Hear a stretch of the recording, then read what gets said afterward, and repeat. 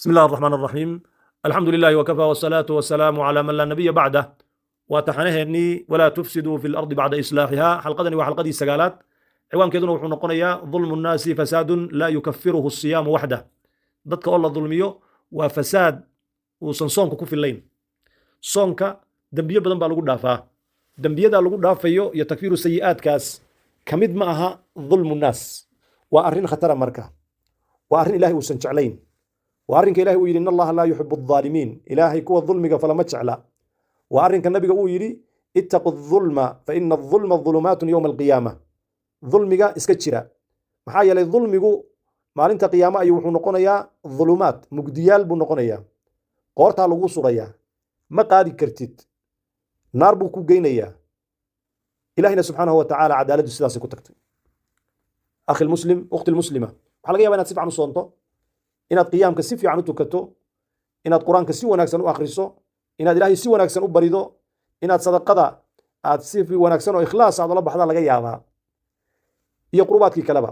laakiin maalinta qiyaamo aad timaado adoo waxaasoo dhan caydhka ah ka farmaran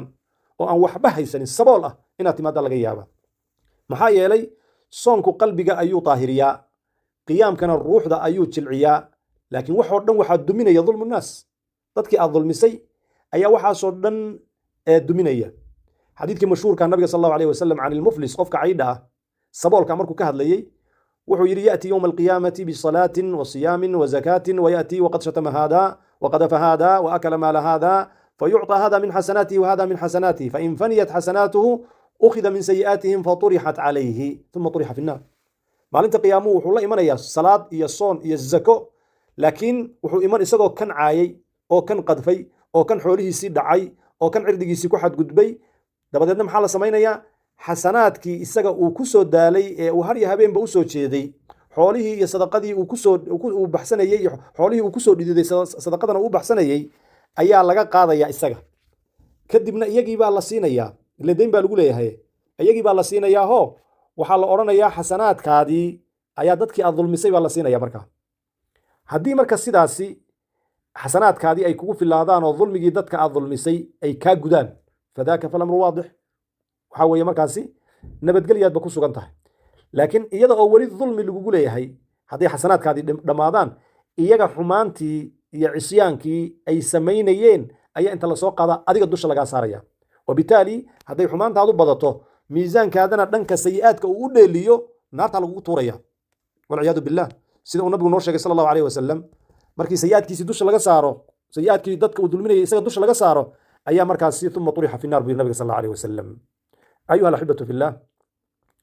ظulmu الnaasi waa tijaaratun khaasira dadka oo la dulmiyo gaalaba ha ahaadeen munaafiqiinba ha ahaadeen dadka oo la dulmiyo waa tijaaratun khaasira xasanaadkaadii bay la tegaysaa dulmiguna wuu noocyo badan yahay dulmulmaal baa jira dadka xoolahoodoo la dhaco gishka khiyaanada xuquuqda ibni aadamka oo maaratay xaqdarro lagu cuno dadkii kuu shaqaynayood mushaarka aad ka daahiso ammaanadii oo dayacdo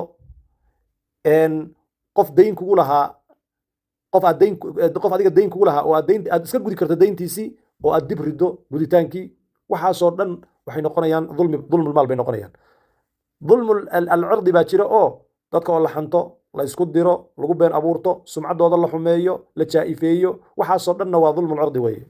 dulmulqahri baa jira oo waa inaad dadkii aad xoog u sheegato u gacan qaaddo bismi dowla aad ku dulmiso aad ku dulaysato waxbaad macallin baa tahay ardadaada inaad maaratay dulmiso waxaasoo dhanna waxay noqonayaan dulmulqahri bay noqonayaan dulmulkadib baa jira oo waa shahaadatu zuurka markhaati beenaalaha weeye waa taxriifu lxaqaa'iq xaqiiqadii oo aad si kale u sheegto oo aad leexiso waa war aan jirin oo aad sheegto oo dadka aad ka sheegto sidaana dadkii aad ku dulminayso weeye ayuha alaxibatu fillah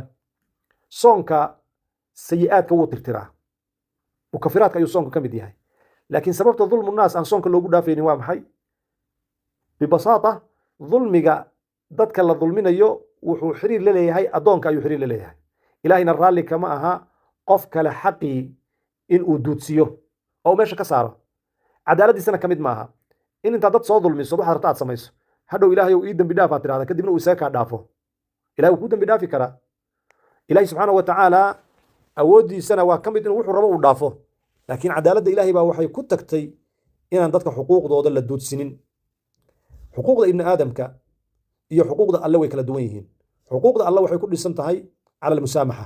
rabbi waa kariim, waa cafuwun, allahuma inaka cafuwun tuxibu lcafwa facfu cana. inaad usoo noqotaa kugu filan, inaad usoo hoyataa kugu filan.